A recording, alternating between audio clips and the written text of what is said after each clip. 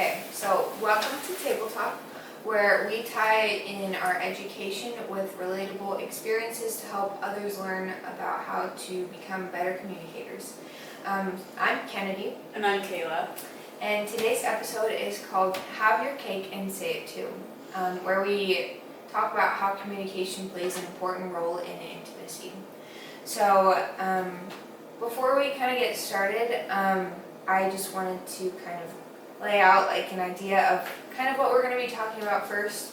I did want to focus on mainly kind of what communication looks like in intimacy before marriage and while you're dating, and how important that is to a future marriage, and then what during marriage looks like and what helpers can be used while you are navigating through newness or just being married and living with someone and having that as a part of your marriage, and how you can better it each and every day and as time goes on.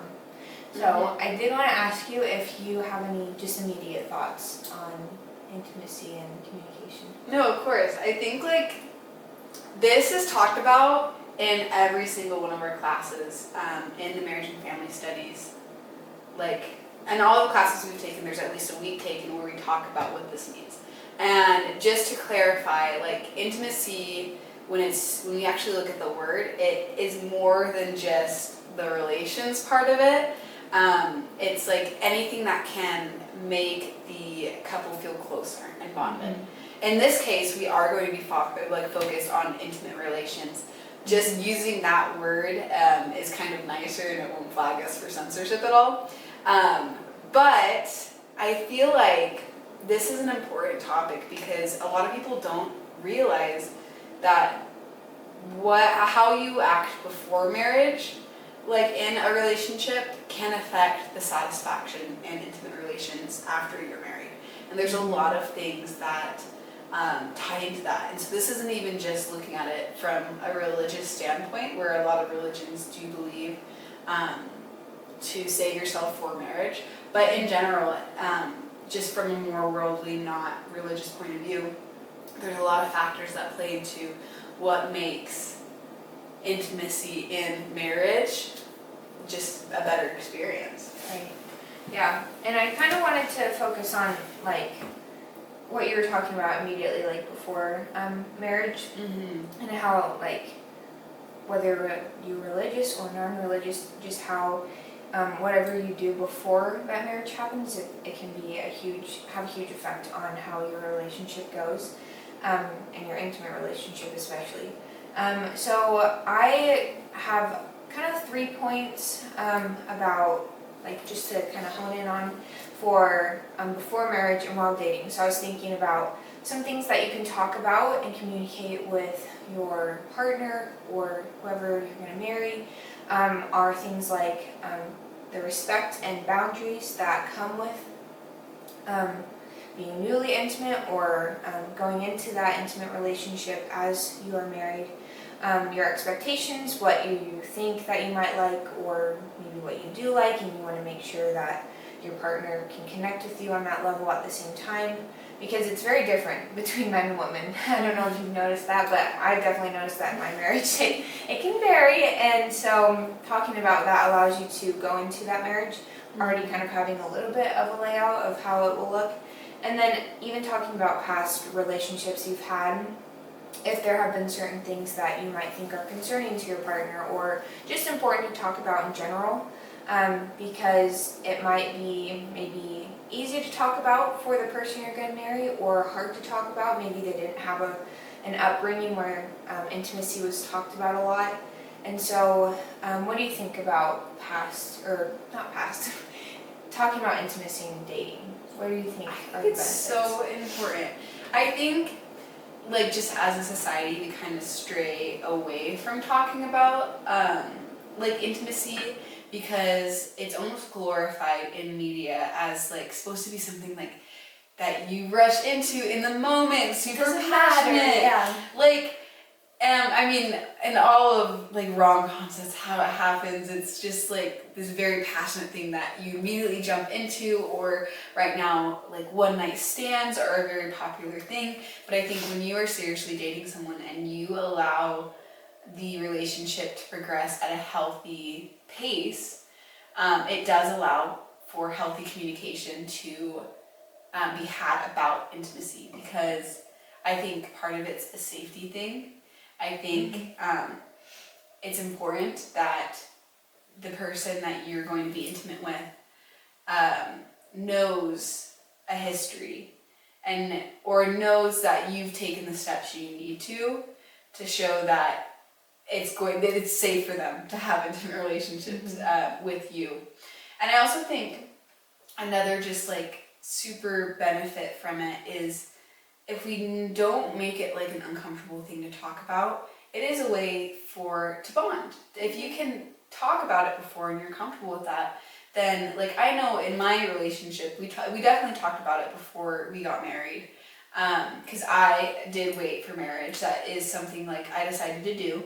But I felt so safe going into that situation, knowing we've talked about it, we've talked about expectations, we've talked about the reality of it, because there's a lot of the reality of it that isn't shown in media. But it helped me feel safe, and it also helped me feel connected with my now husband. Yeah, I think it's a comfort. I mean, I think of what you talk about before you get married. It could be finances, it could be how you want to live, where you want to live, things like that. And I think sometimes people might overlook intimacy because they immediately think, oh, I love this person, it's going to be perfect. Again, I don't have to talk about it because the relationship we have now already looks like it's going smooth. It's going to be great in this sense as well. But I think, like you were saying, even if you do feel like because like with my husband, I didn't think we had to talk about it, but then, and we both were waiting, but I didn't think so. And I also, then again, didn't grow up in a family that talked about it a lot, but he did, and he brought it up to me one time, and I realized how much we did need to talk about it. Not that there was a huge bunch of, heavy things to talk about, or like things that were uncomfortable, but I realized that now looking back, that totally helped where we are now in our marriage. And so now we can bring in during marriage talk, because there's a little bit more that comes into that. And so there's kind of 4 points I want to hit that are mixed in with a couple of other things. So the first thing I kind of want to talk about is how we talk about our intimate relations and when we should do it.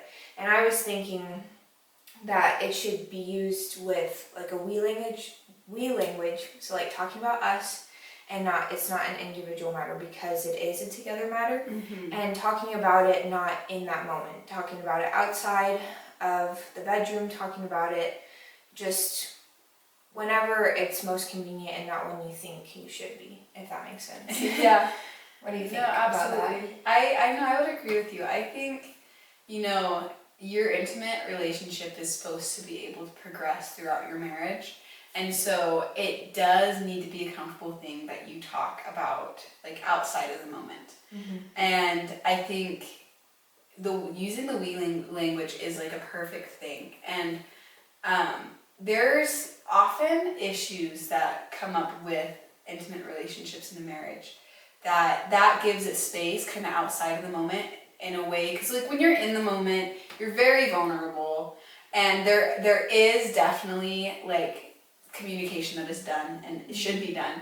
But when we're talking about ways to improve intimate relationship, or it's like handling issues that may come up on either differences or whatever, it is best to kind of take time out of that moment where you're not in this vulnerable situation, where you can have that healthy discussion with your partner about like, so you can be honest about like yourself if you're having an issue, or focusing on the we language of like, we have like this roadblock on kind of progressing and making this experience continue to be a good experience for both of us. Like, how can we sit down and how can we fix it? Yeah, no, that's great. I really like that. And actually that perfectly like moves into like the next thing I want to talk about, which is the two kind of things that go into the next topic or point are share what makes you feel most loved and understand each other's intimacy style. And this is something that I think can happen before marriage as well. But I think even as you go throughout your marriage, you can even learn more about yourself because you have that time, you have that experience then with your partner. And I've just realized that in my marriage, it's helped us a lot, and it's brought us to more of a bond, even more than just, intimacy as itself, but understanding how, like, you look at yourself and you're like, okay, like, what makes me feel most loved? What works best for me? And you can match that with your partner, and then it can go even smoother. And I don't know, I think it's great to just talk about even the little things. Even if it seems insignificant, it can help a lot in the future. And then just honestly moving right into the next one, I did want to ask you, Kayla, what are some ways that you think you can show your appreciation to your partner about just certain things about intimacy? I think, honestly, and this has been a really big thing in our relationship, where I always try to verbally express appreciation just whenever I, feel it. And so, I know, both of us, will sometimes struggle with self-esteem and, the, feeling attractive. And I feel like that is going to be prominent in any relationship, in any stage, there's going to be self-esteem issues, and but then there's also, you want to feel appreciated, you want to feel attractive, all of these things. And so I try to never hold back. I'll even, if I think just a nice thought about him or something that he's done, I send it to him. I'll text it to him. Or when we talk about, specifically that in intimacy, I've taken time to know, how he does like to receive. He's not always a big words of affirmation kind of person, except when it comes from me. That's the difference. He's normally never takes compliments. Just I can't take a compliment. But then when it's from me, it's very honest, genuine. And then sometimes he'll ask well, what is it about me that you like, or what is it about me that you feel attractive?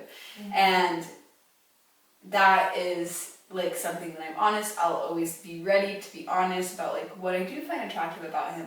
And then that often kind of helps us feel appreciated and more attractive and more ready for intimate relations. Yeah, I really like that, and that's something that I actually kind of had to build up. It was something that, like you brought up, it's something we talk about this a lot in our classes in marriage and family studies because it is a huge part of the whole topic. Yeah. But it's something that I realized over time that I needed to be a little bit better at. Not that, it wasn't happening, but there were just some things where my husband would communicate certain things, and I realized it was on my part that this was a huge thing, that I wasn't letting him know how I felt about certain things, because pretty much every single time I felt great about stuff, whether it was intimacy or just things in general. And it's not that I didn't want to, it's just that I would almost forget. It would be just in my mind, but I didn't vocalize it. But that's something that I realized helped him so much, and realized that on his part, that he realized that he was doing enough for me. Because sometimes it was hard for him to understand if it was. And so I think that you brought up a good point. It solidifies the relationship, and even if your husband, even if he only takes it from you, I think that's the best person to take it from is your partner. I think they're the most important person to take it or receive it, or give it. Yeah. And so there was what time are we at? Sorry. No, you're good. Okay. So there was a YouTube video I found. It's actually a TED Talk, and it's something that I watched in one of my classes, and I don't know if I'm allowed to say the name, but I'll just call it The Intimacy Starved Marriage. And it's by Michelle Weiner Davis, and we can throw that in the We'll link it. We'll link it. And it's really good. I think it's about 17 minutes, but she brings up lots of good points about how intimate relationships can just really strengthen a marriage. And there was this one story that I wanted to tell that she talked about, and they're most definitely filler names, but she used Mary and John. She basically talked about how Mary was really kind of focused on herself in the marriage with the intimacy. She thought about when she was ready or when she wasn't ready, and didn't really think about her husband. And I mean, time went on, and it really made him struggle with their relationship. He was very lonely. He thought that he wasn't attractive anymore. He thought that maybe she didn't want to be with him anymore, or that everything was him. He was doing something wrong. And then I think they were talking to her, and Mary realized, she like kind of went back, she took a backtrack, and she realized what she needed to do was step outside of her comfort zone. It wasn't something that she was always comfortable doing, in terms of whenever he wanted something intimate to happen. Normally that would be something where she'd step and be like, no, I'm not ready, no, I don't want to, or yes, it was always on her times table. But then she realized that that was not helping them at all, and that as she stepped outside of her comfort zone, it built their marriage into this glorious thing in the end, because she stopped focusing on herself.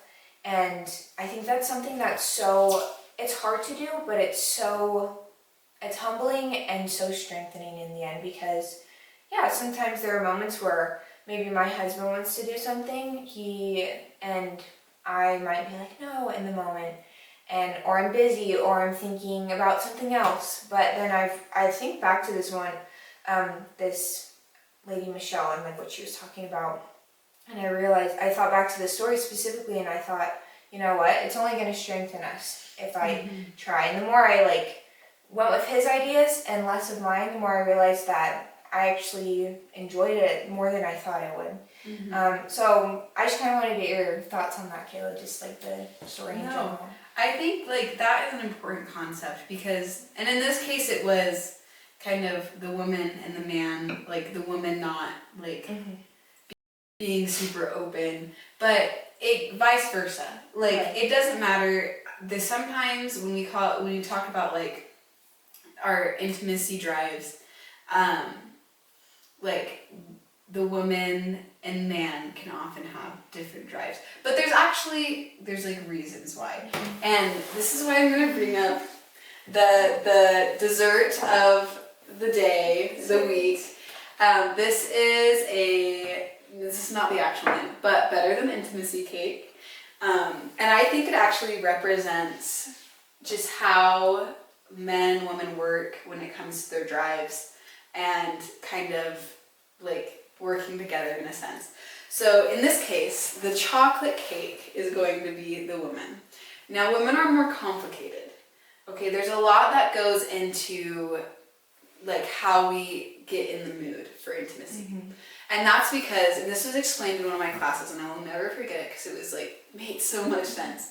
We're essentially take our social or mood, how work went, our responsibilities. These are all circles, and then our intimacy circle. Okay, now all of our circles overlap. We need our needs met. We can't be tired. We need to be social. We need to be able to take care of ourselves physically.